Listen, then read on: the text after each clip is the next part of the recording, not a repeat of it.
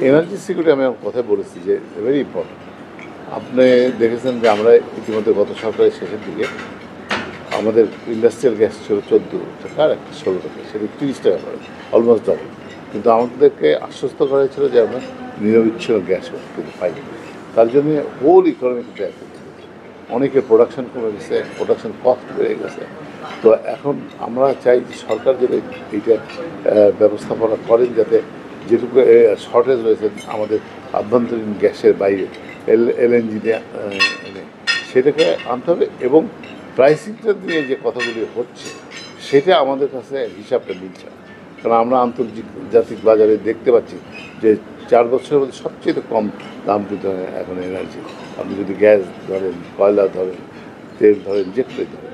তো আমাদের যেটা করতে হবে ইন্টারন্যাশনাল মার্কেটের সাথে তাল রেখে আমাদেরকে এমনভাবে করতে হবে যে ইন্ডাস্ট্রি সাস্টেন করতে হবে, সার্ভাইভ করতে হবে। কারণ ইন্ডাস্ট্রি যদি সার্ভাইভ না করে তাহলে আর্থসামাজিক অবস্থার উপর যে প্রভাব পড়বে, আনএমপ্লয়মেন্টের উপরে যেটা পড়বে, সামগ্রিক অর্থনীতির উপর যে একটা বিরূপ প্রভাব পড়বে, সেটা কিন্তু আমরা করতে পারব না।